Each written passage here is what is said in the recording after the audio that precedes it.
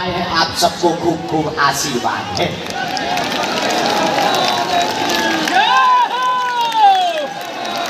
आप सबका मंगल हो, बालाजी की कृपा हो। जो भी मन में मनोभाव लेकर के आए हो, जाओ, आप सबकी अर्जी स्वीकार हो जाए। जाओ, तुम्हारी अलाय बलाय भर जाए। जाओ, तुम्हारे जीवन में बालाजी की भक्ति प्राप्त हो जाए। हम थोड़ा सा आज लेट हो गए हैं। लेट इसलिए हो गए कि कल देर रात तक जगते रहे, वरना आजकल हम जल्दी उठ रहे हैं। हम सुधर गए हैं। अब हम 8 बजे ही दरबार लगाने लगे। फिर भी ज्यादा लेट नहीं है, 10 बजे आ गए। तो जितने भी लोग आ जाए हैं, पुरानी पेशी का दरबार है, पर्चा वाले लोग उसमें दरबार हॉल में बैठ गए हैं। तो पेशी चढ़ेगी दिन भर, फिर जो टाइम बचेगा उसमें हम सबको भभूति भी वितरित करेंगे। अपने हाथों से सन्यासी बाबा की भभूति बांटेंगे। और 23 तारीख तक हम धाम पर हैं, तो प्रतिदिन प्रातः काल 8 बजे से 11 बजे तक दिव्य दरबार लगाएंगे। मतलब आज दिन भर पुरानी पेशी का दरबार लगाकर कल सुबह से दरबार लगाया जाएगा। दोनों हाथ उठा के बोलो जय सिया राम। जोर से बोलो जय बागेश्वर धाम, जय सन्यासी बाबा, जय कलयुग के राजा। हरे हरे साधु जी, साधु जी, बालाजी, हरे हरे। आप जिस पावन धरती में बैठे हैं, जहाँ स्वयंभू श्री बागेश्वर बालाजी विराजमान है, लाखों लोगों की बिगड़ी बनी है।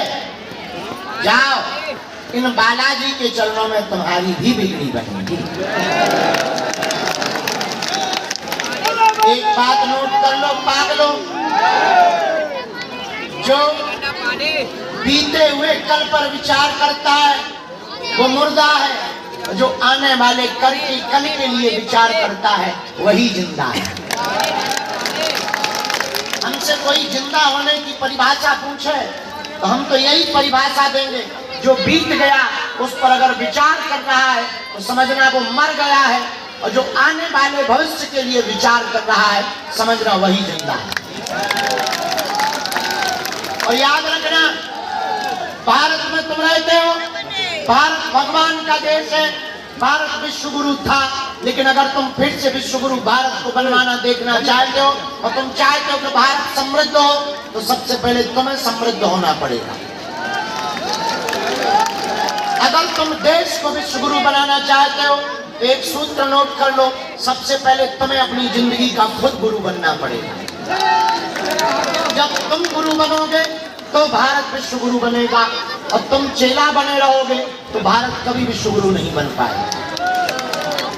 इसलिए तुम्हें अपनी जिंदगी का गुरु बनना है। और दूसरी बात, मंगलवार को तुम आए हो, वैसे तुम्हारा सोच बिल्कुल अलग होगा। तुम आए हो चमत्कार के चक्कर में, तुम आए हो पर्चा के चक्कर में, तुम आए हो लुगाई के चक्कर में, तुम आए हो चमत्कार देखने के चक्कर में। पर भारत के लोगों, हमारा विचार अलग है, और हम तुम्हें पर्चा का चमत्कार दिखा करके भभूति में नहीं फंसाना चाहते। हमारा उद्देश्य है तुम बागेश्वर धाम से कुछ लेकर जाओ या ना जाओ, हनुमान जी की भक्ति को जरूर जीवन में लेकर के जाओ। मेरे पागलों, उसके पीछे कारण सिर्फ इतना है कि तुम्हें दरबारों में ना भटकना पड़े, तुम्हें दर दर ठोकरें ना खानी पड़े, और हम ये भी चाहते हैं कि तुम्हें गुरुओं के भी चक्कर में ना पड़ना पड़े। तुम्हारी जिंदगी में हनुमान जी की भक्ति ऐसी उतर जाए कि तुम जहां रहो वहां बागेश्वर धाम। और हमारा उद्देश्य है कि तुम्हें पर्चों के चक्कर में भी ना पड़ना पड़े। याद रखना, पर्चा से कभी चमत्कार नहीं होता। अगर पर्चा से चमत्कार होता तो जो मशीन पर्चा छापती है वो बड़ी पूजी जाती। याद रखना, गुरुओं से भी चमत्कार नहीं हो सकता। अगर गुरुओं से चमत्कार होता तो याद रखना कि वो चमत्कार बांटने के लिए पंडाल नहीं लगाते। और हम तुमसे भी कहेंगे तुम हमारे भी चक्कर में मत पड़ो।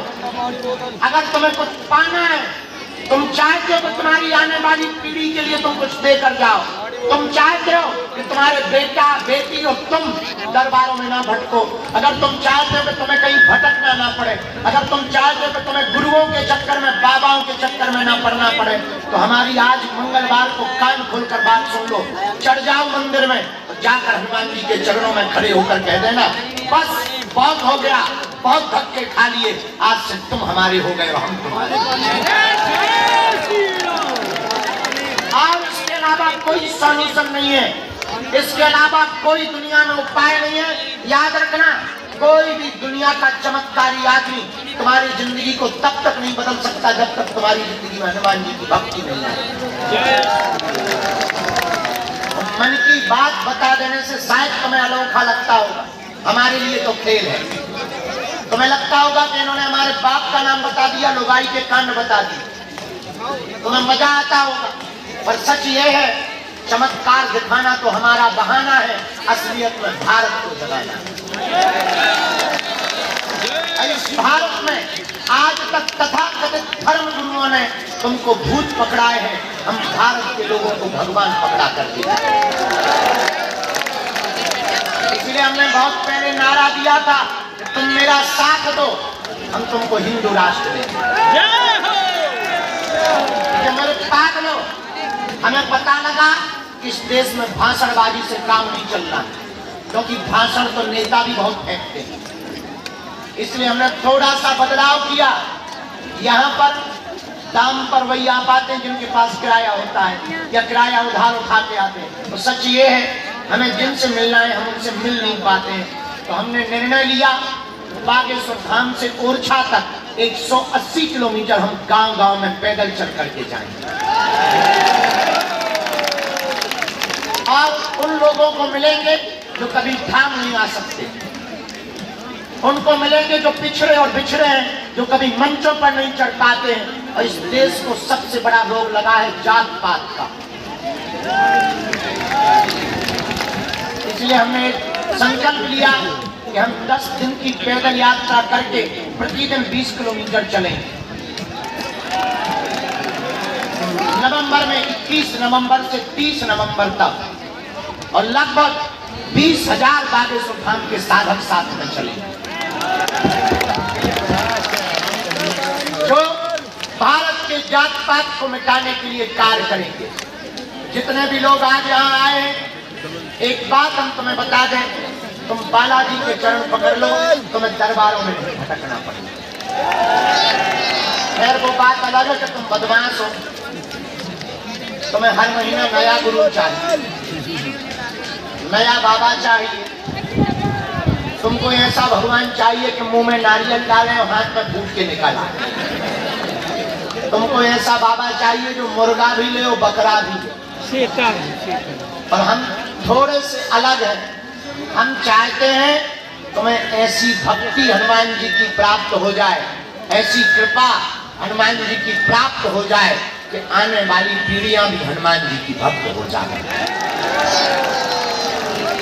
हम चाहते हैं तुम्हें हर समस्या का समाधान प्राप्त हो जाए। और कौन कौन चाहता है कि हर समस्या का समाधान मिले? कौन कौन चाहता है कि हमें दरबारों में ना भटकना पड़े? कौन कौन चाहता है कि आने वाली पीढ़ियों के लिए भी तुम हनुमान जी की कृपा दे पाओ? कौन कौन चाहता है कि तंत्र मंत्र तुम्हारा बाल बांका ना करे? क्या तुम मन से चाहते हो? जोर से बोलो।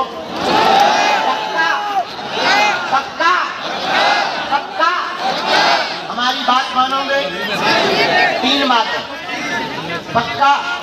जोश में कि होश में? एक दिन के लिए या जिंदगी भर के लिए? चलो हाथ नीचे कर लो, पीटने के काम है। पहली बात सुनो, आज से तुम हमारे चक्कर में ना पड़ना। अरे पूछो तो क्या?